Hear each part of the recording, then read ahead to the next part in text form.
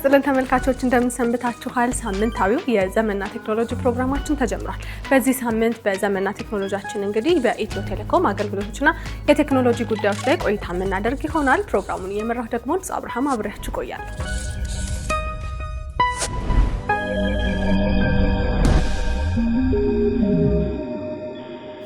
ዲጂታል ኢትዮጵያን በ2030 የመገንባት እቅድ ላይ ከተሞች ከፍተኛውን ትኩረት ይዛሉ።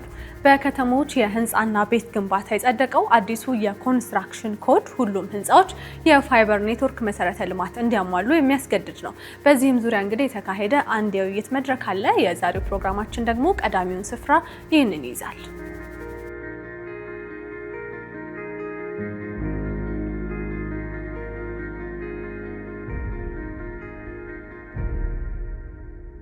ማህደር ገበረው እባላለሁኝ። በሙያ አርኪቴክት ነኝ። የየም አርኪቴክቸር የሚባል የአማካሪ ድርጅት ውስጥ በአርኪቴክትነት ሰራለሁኝ። በተጨማሪ ከቤት ከከተማ የከተማ ማዕከል የሚባል የተለያዩ ጥናቶችና ዝግጅቶች የሚዘጋጁበት ተቋም አለ። እዛ ውስጥ በዳይሬክተርነት እሰራለሁ። ዓለም በጣም ዲጂታሊ እየተቀራረበ ያለ ነው። በሀገር ደረጃ ዲጂታል ኢትዮጵያ የተለያዩ ፖሊሲዎች ተቀርጸዋል፣ ወደ ስራ እየገቡ አሉ። ከተማ ደግሞ የነዚህ ነገሮች ዋና መድረኩ ከተማ ነው። ከዛ በተጨማሪ ደግሞ አሁን በቅርቡ ኢትዮጵያ ውስጥ የኢትዮጵያ ቢልዲንግ ኮድ ስታንዳርድ ተሻሽለው በአዲስ መልክ ወደ ስራ እየገቡ አሉ። እንደገና ደግሞ ተወዳዳሪ ለመሆንም ዘመናዊ ኑሮን ለማሳለጥ እንዲህ አይነት ነገሮች ስለሚያስፈልጉ ፋይበር ቱ ዘ ሆም ከሚለው ጀምረን ውይይትን ለማድረግ አቅደን ከኢትዮ ቴሌኮም ጋር በጋራ ለመስራት ተስማምተን አሁን የመጀመሪያውን ፓይለት ፕሮጀክት ለመጀመሪያ ጊዜ ዛሬ አድርገናል። አሁን ቢሮአችን መኖሪያ ቤታችን በፊት ከምናውቃቸው ዓላማ በተጨማሪ ስራዎች እየሰሩ ነው ያሉት። ለምሳሌ ቤታችን ለመኖሪያ ብቻ ሳይሆን ስራ የመስሪያ ቦታችንም ነው፣ የኢንተርቴንመንት ማዕከልም ነው፣ ትምህርት የምንማርበትን ቦታ ነው፣ ኦንላይን ኤጁኬሽን። ስለዚህ በጣም ትልቅ ካፓሲቲ ያለው ኮኔክቲቪቲ ይፈልጋል። ስለዚህ ሪል ስቴት አልሚዎች ህንፃ ሲገነቡ ከዲዛይን ጀምሮ የፋይበር መሰረተ ልማትን እንዲይዝ ማድረግ ወደዛ ህንፃ የሚገቡ ነዋሪዎች በጣም የተሻለ አገልግሎት እንዲያገኙ ያደርጋል። አሁን ብዙ ነገሮች ኦንላይን ናቸው። መረጃ ማግኘት፣ መረጃ መስጠት፣ መረጃ መቀበል የመሳሰሉት ኦንላይን ናቸው በብዛት ያለው። እሱ ደግሞ በኢንተርኔት ነው። በዋና አሁን ዓለም አቀፍ ደረጃ ያለው ቴክኖሎጂ ኢንተርኔት ነው። በኢንተርኔት ነው ሰዎች የሚገናኙት ማለት ነው። እሱን ለማድረግ ህንፃዎች ገና ህንፃው ዲዛይን ሲደረግ መካተት ያለባቸው እነዚህ ገመዶችን ማስተላለፍ የሚችሉ ቦታዎች፣ የሚቀመጡ ኢኩዊፕመንቶች አሉ። ለነሱ አገልግሎት የሚሆኑ በስፋት በቁመት ልኬታቸውን ቀድሞ አስቦ ቅድመ ዝግጅት በማድረግ ጊዜ ገንዘብን መቆጠብ በሚችል መልኩ መሰራት ስላለባቸው ቀድሞ ማሰብ አትራፊ ነው ለሁሉም ማለት ነው፣ በጊዜም በገንዘብም። በኋላ ሰርቪስ ፕሮቫይደሩ መጥቶ ኢንተርኔት ላስገባ ሲል ወይም ለኢንተርቴንመንት የሚሆን ላስገባ ሲል ተቆርቆሮ የሚመጣው የሚባክነው ገንዘብ፣ ጊዜ እና ጥራት ያለው ሰርቪስ እንዳይሰጥ ስለሚያግድ ቀድሞ አርኪቴክቶች ይህን ነገር ዲዛይናችን ላይ ቦታ በመስጠት የኤሌክትሪካልና የዳታ ዲዛይን ላይ የሚሰሩ ሰዎች ደግሞ ይህንን መጀመሪያ በማካተት ኮንትራክተሮችም ይህንን በማወቅ የተናበበና ጥሩ የሆነ ስራ ለመስራት እንዲያስችል የሚያደርግ ነው። ወደፊት ሁሉም ነገር ኮኔክትድ እየሆነ ነው የሚመጣው። ያ ደግሞ በጣም ስቴብል የሆነና ትልቅ አቅም ያለው ኮኔክቲቪቲ ይፈልጋል። ያንን ኮኔክቲቪቲ አቺቭ ማድረግ የምንችለው በፋይበር ቴክኖሎጂ ነው። ስለዚህ እንደ ተቋምም የፋይበር ቴክኖሎጂን ማስፋፋት ላይ ሰፊ ስራ እየሰራን ነው ያለ ነው። ፋይበር በጣም ከፍተኛ አቅም ያለው ኳሊቲውን በጣም ትልቅ ኳሊቲ ያለው ቴክኖሎጂ ነውና ይሄንን ማስፋፋት የዲጂታል 2030 እቅዶች ለማሳካት መሰረት ነው ብለን ነው የምናስበው። የ2030 ዲጂታል እና ስማርት ሲቲን እቅድን አቺቭ ለማድረግ አንዱ የህንፃዎቻችን የሚገነቡ ህንፃዎቻችን ዲጂታል እና ስማርት እንዲሆኑ ማድረግ ነው። በዚህ ውስጥም ከዚህ ቀደም ያልነበረ በተለይ በህንፃ ዲዛይኖቻችን ላይ መተግበር የሚገባው ኮዱን ያዘጋጀ ነው። ቀጣይ ደግሞ ወደ ትግበራ ምዕራፍ ገብተን ተግባራዊ የምናደርግበት ነው። እኛ እንደ ግንባታው ዘርፍ ወይም እንደ ኮንስትራክሽን ባለስልጣን በዲዛይን ዝግጅት ውስጥ መካተት እንዲችሉ ማድረግ ነው። አንዱ አስገዳጅ የሆነ ኮድ ነው ያደረግነው። ለዚህም ደግሞ በግንባታ ፈቃድ ሰጪ ተቋማት፣ ኮንትራክተሮች፣ ኮንሰልታንቶች እና የአልሚዎች የህንፃ አልሚዎች የሪል ስቴት አልሚዎች ይህንን ኮድ ተገንዝበው ስራ ላይ መዋል ይጠበቅባቸዋልና አንዱ ይህንን ተግባር አድርገናል። ኢትዮ ቴሌኮም ለረጅም ጊዜ ፋይበርን በማስፋፋት ላይ እየሰራ ነው ያለው። ከዚህ ጋር ተያይዞም ይህንን ኢኒሼቲቭ ለማገዝ ሮል ያላቸው የመንግስት ተቋማት ጋር በሰፊው እየሰራ ነበር ያለው። እንደሚታወቀው ዲጂታል 2030 ዜጎች የዲጂታል ሰርቪስ ተጠቃሚ እንዲሆኑ ያሰበ ስትራቴጂ ነው። ለዛ ደግሞ ትልቅ ጥራት ያለው የብሮድባንድ አገልግሎት ሊሰጥ የሚችል የፋይበር መሰረተ ልማት ወሳኝ ነው። ይህንን ደግሞ በየቤቱ ለማድረስ እንደዚህ አይነት ኮዶች በጣም ኢምፖርታንት ናቸው። ኮድ ብቻ መውጣቱ በቂ አይደለም። ይህንን የሚመለከታቸው አካላቶች ሁሉ እንዲያውቁት ከዚህ ጋርም ተያይዞ የሚያስፈልጉ ስራዎች ላይ ኢንጌጅ ሊያደርጉ የሚችሉ የፐብሊክ እና ፕራይቬት ተቋማትንም የማሳወቁ ሁኔታ ሰፊ አስተዋጽኦ ይኖረዋል ብዬ አስባለሁ። ኢትዮ ቴሌኮም ያው የረጅም ዓመት እድሜ እንዳለውላ መነሻውም የፊክስድ ኔትወርክ እንደነበረውላ ስቴፑን ጠብቆ አሁን ዓለም ላይ ያሉ የሚባሉትን ትልልቅ የቴክኖሎጂ እንትኖች ላይ በፊክስድ ደረጃ ደርሷል። ፋይበር ቱ ዘ ሆም፣ ፋይበር ቱ ዘ ሩም ድረስ ደርሷልና ከመነሻም የምንገዛቸው አክቲቭ ኢኩዊፕመንቶች ራሱ ከትንሹ 1G ጀምሮ 10G አዳፕት ማድረግ የሚችሉ 50G አዳፕት ማድረግ የሚችሉ የደንበኛው ፍላጎት እየጨመረ ሲመጣ አብሮ ማደግ የሚችሉ የቴክኖሎጂ እቃዎች አሉን። በደንበኛ ሳይድም ደግሞ የሚቀመጡ ያንን የሚችሉ የኔትወርክ ተርሚናል ኢኩዊፕመንቶች አሉን ማለት ነውና በዛ መሃል ደግሞ የፋይበር ቴክኖሎጂዎች ነው የምንጠቀመው። ፋይበር ቴክኖሎጂ ማለት አሁን ፊቸር ፕሩፍ የሆነ ነው። ለረጅም ዓመት ሌላ ቴክኖሎጂዎች በላዩ ላይ እየጫን ብንመጣ ያንን መሸከም የሚችል ኢንፍራስትራክቸርም እየገነባን ነው ማለት ነው። ዲጂታል ኢትዮጵያ ብለን ስናስብ ትልቁ ብለን የምናስበው ፋይበር ለሁሉም ለምሳሌ የዋየርለስ ሳይቶችንን ለማገናኘት ፋይበር ማንዳቶሪ ነው። ትልልቅ ካፓሲቲ እንዲኖራቸው ከተፈለገ በፋይበር ነው የሚገናኙት። አዳዲስ የኢንተርፕራይዝ ሶሉሽኖችን ለመስጠት የፋይበር ኮኔክሽን ነው የሚያስፈልገ፣ በፋይበር ነው መስጠት የምትችለው። ከእንደገና ደግሞ ሆም ብሮድባንድ በየቤቱ ያለው ሰው ብሮድባንድ እንዲጠቀም የምትፈልግ ከሆነ አሁን ወደ ፋይበር መጥተናል። የዲጂታል ኢትዮጵያ ዋናው መሰረት ደግሞ ፋይበር ኮኔክቲቪቲው ብቻ ሳይሆን የማይቋረጥ ኮኔክሽን እንዲኖር ነው። ስለዚህ ሪደንደንሲውንም መስጠት በምንችልበት በተለያየ አቅጣጫ መስጠት በምንችልበት ለዛ የሚሆን ኢንፍራስትራክቸሮችን ሬዲ እያደረግን ነው። እሱንም እየሰራን ያለ ነው ማለት ነው። ያደጉ ሀገሮች ላይ ጂም፣ ስዊሚንግ ፑል ካለው ህንፃ ይልቅ በጣም የተሻለ ፋይበር ኮኔክቲቪቲ ያለው ህንፃ ተመራጭ ነው። የኛም ሀገር ወደዛ የሚመጣበት ጊዜ ሩቅ አይሆንም ብዬ ነው ማስበው እና አብሮ ከህንፃው ጋር ፋይበርን መዘርጋት በኋላ ሊመጣ የሚችልን ኪሳራም በማስወገድ ትልቅ ሮል ይኖረዋል። ኢትዮ ቴሌኮም እንደ ኦፕሬተር በኤሪያው ላይ የተሻለ ልምድና እውቀት ያለበት ቦታም ስለሆነ በማማከርና ፎሎ አፑ ላይም የመጀመሪያ ደረጃም በዚህ ስራ ላይ ለሚሰማሩ የተለያዩ ወጣቶች ተቋማት ትሬኒንግ በመስጠት ለመሳተፍ ከፍተኛ ፍላጎት ነው ያለው።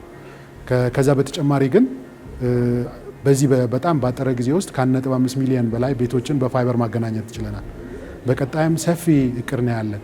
በያዝነው የኔክስት ሆራይዘን ስትራቴጂ 3.5 ሚሊዮን ቤቶችን በፋይበር ለማገናኘት እቅድ ይዘናል። ከነዚህ ውስጥ አዳዲስ የሚሰሩ ህንፃዎች፣ የመኖሪያ አፓርትመንቶች ፓርት ነው የሚሆኑት ማለት ነው።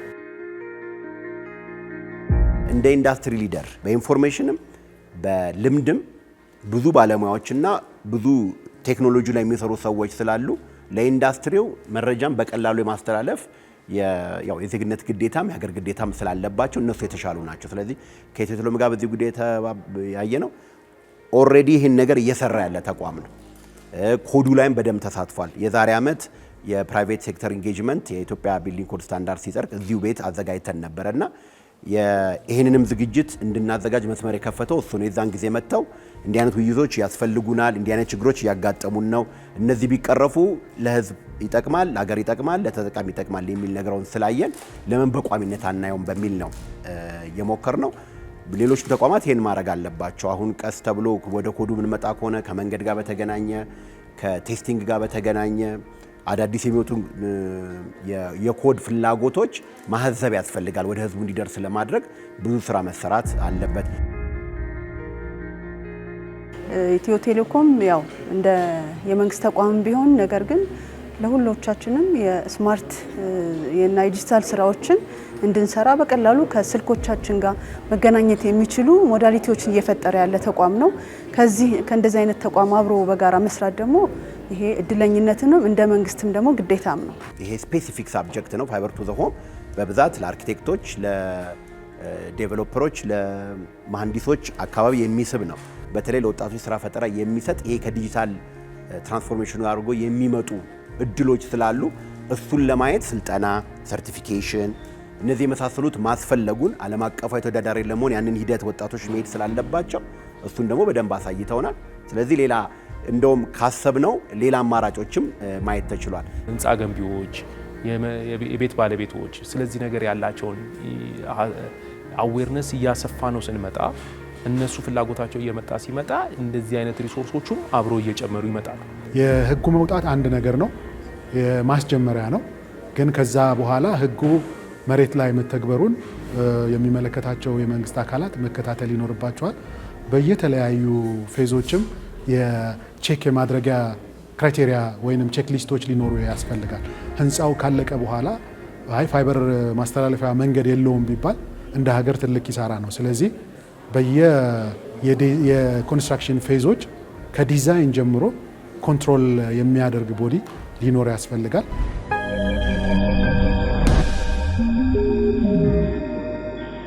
ዘመንና ቴክኖሎጂያችን ቀጥሏል። ተመልካቾች ቀደም ሲል ወደ እናንተ ከደረሰው ፕሮግራማችን ጠቃሚ መረጃ እንዳገኛችሁ ባለሙሉ ተስፋ ነን። አሁን ደግሞ የዘመን ቅምሻ ሰዓታችን ላይ እንገኛለን። በዘመን ቅምሻችንም እንግዲህ እንደተለመደው ከኢትዮ ቴሌኮም አገልግሎቶች መካከል አንዱን ወደ እናንተ እናደርሳለን።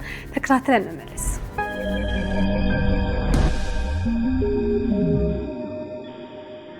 ሰላም እንዴት ናችሁ? ሳምንታዊ የዘመን ቅምሻ ፕሮግራማችን ተጀመረ። ዛሬ እንግዲህ እንደምትመለከቱኝ የኢትዮ ቴሌኮም አገልግሎት መስጫ ማዕከል ነው ያለሁት። የምናወራውም እንግዲህ ኢትዮ ቴሌኮም ሰሞኑን ስላስጀመረው እንግዲህ የኦንላይን ሲም ካርድ አገልግሎት ነው ማለት ነው። ይሄ ኦንላይን ሲም ካርድ ምንድን ነው? ምንን ያስቀርልናል? የትስ ነው የምናገኘው? የሚለውን እንግዲህ በዛሬው ፕሮግራማችን የምናይ ይሆናል። ከፕሮግራሙ ጋር አብራችሁ የምቆየው ዮሐንስ አለፈውም ነኝ። አብራችሁን ቆዩ። ይህ የኢትዮ ቴሌኮም ኦንላይን ሲም ካርድ እንግዲህ ፍሪ የሆኑትን ወይም ደግሞ በሰው ያልተያዙ ስልክ ቁጥሮችን በራሳችን የምንመርጥበት አገልግሎት ነው። ስለዚህ ወደ ተግባር ማሳያው ስንሄድ እንግዲህ በመጀመሪያ የኢትዮ ቴሌኮም ቴሌብር መተግበሪያችንን እንከፍታለን። የኢትዮ ቴሌኮም ቴሌብር መተግበሪያችንን ከፍተን እንግዲህ ወደ ታች ሞር ወይም ተጨማሪ የሚለውን ነክተን እንደገባን በቀኝ በኩል ኦንላይን ቴሌሲም የሚል አለ። ስለዚህ ስክሪኑ ላይ እንደምትመለከቱት ኦንላይን ቴሌሲም የሚለውን ነክተን እንደገባን እንግዲህ ይህንን አገልግሎት ለማግኘት በቀላሉ በናሽናል አይዲ ወይም በፋይዳ መታወቂያችን ቁጥር ነው የምንገባው። ስለዚህ እዚህ ጋር ጌት ስታርትድ የሚለውን ትነካላችሁ። በመቀጠልም ሎጊን ዊዝ ፋይዳ የሚል አለ። ስለዚህ እዛ ጋር እንግዲህ ኢንተር ዩር ፋን ወይም ደግሞ ፋይዳ አሊያስ ነምበር ይላል። ከሁለቱ አንዱ ቁጥሩን ታስገቡና ፔስት አድርጋችሁ ሴንድ ኮድ ስትሉት እንግዲህ ወደ ስልክ ቁጥራችሁ ወይም ደግሞ ናሽናል አይዲ ያወጣችሁበት ስልክ ቁጥር የአንድ ጊዜ ማረጋገጫ ፓስወርድ ወይም ኦቲፒ የምንለው ይልክልናል። አሁን እዚህ ጋር እያስገባው ነው 895911።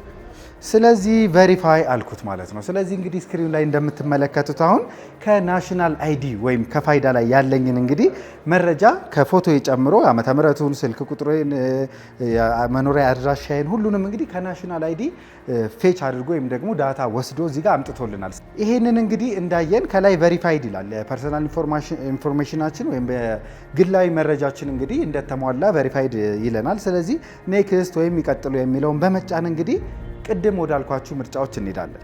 እዚህ ጋር ምን አለ? ሲም ካርድ ታይፕ አለ። ሰሌክት ሲም ካርድ ታይፕ ይላል። ሲም ካርድ ነው። ኢሲም እዚህ ጋር አሁን ለጊዜው አልተጀመረም። ስለዚህ ሲም ካርድ ነው፣ ፊዚካል ሲም ካርድ ማለት ነው። ኔትወርክ ታይፕ የሚለውን እንግዲህ 5G ነው 4G ነው የምትፈልጉት። ስለዚህ እኔ አሁን 4G ብዬዋለሁ ለምሳሌ። ሰርቪስ ታይፑ ደግሞ ቮይስ ፕላስ ዳታ አለን። ፔመንት ሞዳሊቲ ቅድም እንዳልኳችሁ የድህረ ክፍያ ነው እንዲሆን የምትፈልጉት ስልካችሁ ወይስ የቅድመ ክፍያ? ለምሳሌ አሁን እኔ ፕሪፔይድ ብዬዋለሁ። አሁንም ኔክስት አልኩት ማለት ነው።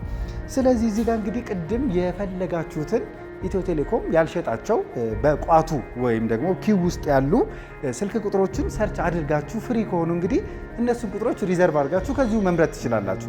ስለዚህ ስክሪኑ ላይ እንደምትመለከቱት ሁለት አይነት የሲም ካርዶች አማራጭ አለ። ኖርማል የምንላቸው ወይም ደግሞ በኖርማል ታሪፍ የቀረቡ ናቸው። ሁለተኛ ደግሞ የቫኒቲ የምንላቸው ናቸው። እነዚህ ደግሞ ተመሳሳይ ቁጥሮች ናቸው። ታሪፋቸውም እዛ ጋር እንደምትመለከቱት የተለያዩ ታሪፍ አላቸው፣ በሲልቨር፣ ብሮንዝ፣ ጎልድ። ስለዚህ እዛ ጋር የፈለጋችኋቸው ተመሳሳይ ቁጥሮች ካሉ እንግዲህ እነሱንም መግዛት ትችላላችሁ። አሁን አንድ ቁጥር ለምሳሌ መርጫለሁኝ እዚህ ጋር። ስለዚህ እሱን ቁጥር ከመረጥኩኝ በኋላ አሁን የምንለዋለሁኝ ቀጥልለዋለሁ ማለት ነው። ስለዚህ ቁጥርህ ተመርጧል በትክክል ይለኛል። ስለዚህ ሴሌክሽኑን ካደረግን በኋላ እንግዲህ ፐርሰናል አንዳንድ የግላዊ መረጃዎች አለ የምንሞላቸው። ኦኩፔሽን የሚል አለ፣ ኤዱኬሽን፣ ሪሊጅን፣ ሃይማኖት ጋር ተያይዞ እንደዚህ ቋንቋ ይምረጡ፣ ታይትል ደግሞ ያገባ ያላገባ፣ አቶ ምናምን የሚሉትን ትመርጣላችሁ። አድሬሳችሁን ትሞላላችሁ፣ ኮንታክት ኢንፎርሜሽን ትሞላላችሁ። በመቀጠል ምንድነው የምታደርጉት? አቅራቢያችሁ ወደሚገኝ ኢትዮ ቴሌኮም የአገልግሎት ማዕከላት ሄዳችሁ ስለሆነ ሲም ካርዱ መጨረሻ ላይ የምትወስዱት የት እንደሚቀርባችሁ እንግዲህ እዛ ጋር ማፕ ያሳያችኋል፣ የትኛው ቦታ ላይ አካባቢ እንደሚቀርባችሁ ማለት ነው። ስለዚህ እሱን ትመርጣላችሁ። እሱን ካደረግን በኋላ እንግዲህ የሲም ካርድ የቴሌ ኦንላይን ሲም ካርድ ግዢያችንን አጠናቀናል ማለት ነው። ውድ ተመልካቾቻችን ከተግባር ማሳያችን ተመልሰናል። እንግዲህ ስለዚህ ምንድነው የቴሌ ኦንላይን ሲም ካርድ መጀመሩ እንግዲህ ምን ጥቅም አለው? እንደ መዝጊያ ትንሽ ዘርዘር አድርጌ ልንገራችሁ። የኢትዮ ቴሌኮም የኦንላይን ሲም ካርድ ሽያጭ እንግዲህ አንደኛ የአገልግሎት ማዕከል ሰራተኞች ሄዳችሁ ይህን ቁጥር ፈልጉልኝ፣ ይህን አድርጉልኝ ማለት አይጠበቅባችሁም። ስለዚህ የፈለጋችሁትን ቁጥር እናንተ ኤግዛክትሊ ሰርች አድርጋችሁ ኢትዮ ቴሌኮም ያልተሸጡ ያልተያዙ ቁጥሮች ከሆኑ በራሳችሁ የራሳችሁን የምትፈልጉትን ቁጥር መምረጥ ትችላላችሁ። በሁለተኝነት ደግሞ ምንድነው የኢትዮ ቴሌኮም አገልግሎት ማዕከላት በአካል ሄዳችሁ እንግዲህ ፎቶ መነሳት ከዚህ በፊት የምታደርጓቸው ነገሮች አይኖርም። ለምን ብለናል? ከፋይዳ ጋር ወይም ደግሞ ከናሽናል አይዲያችሁ ጋር ስለተሳሰረ ይሄ ሲስተም ቀጥታ የፎቶና የተለያዩ አይነት ግላዊ መረጃችሁን ከናሽናል አይዲ ይወስዳል። እንዲሁም በሶስተኛነት ደግሞ ምን ማንሳት እንችላለን? ይሄን የቴሌ ኦንላይን ሲም ካርድ እንግዲህ ከየትም ቦታ ሆነው ካሻውት ቦታ ሆነው አገልግሎቱን ማግኘት ይችላሉ። ሲም ካርዱን እንግዲህ በአካል የምትሄዱ ለመውሰድ ብቻ ነው እንጂ ከቤታችሁ ቢሮአችሁ ሆናችሁ የትም ቦታ ሆናችሁ ይሄን ቁጥራችሁ መምረጥና የቴሌ ኦንላይን ሲም ካርድ ግዢ ማካሄድ ትችላላችሁ። ስለ ቴሌ ኦንላይን ሲም ካርድ የቃኘንበት የዘመን ቅምሻ ፕሮግራማችን የተከታተላችሁትን ይመስል ነበር።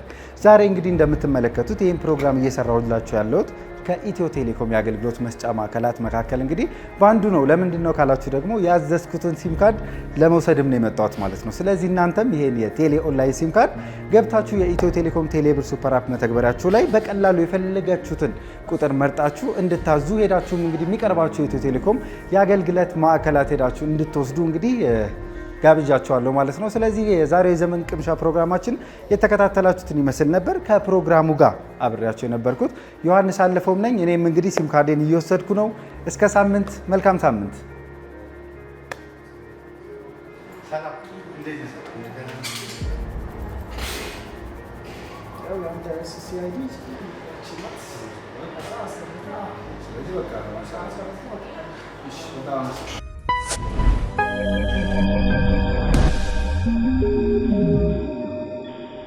ተመልሰናል ተመልካቾች። ከተከታተላችኋቸው ፕሮግራሞች ጠቃሚ መረጃ እንዳገኛችሁ ባለሙሉ ተስፋ ነን። ሳምንት በሌሎች የቴክኖሎጂ ጉዳዮች ወደ እናንተ እንደርሳለን። ፕሮግራሞቹን እየመራው ንጹህ አብርሃም አብሬያችሁ ቆይቻለሁኝ። ቸር ሰንብቱ።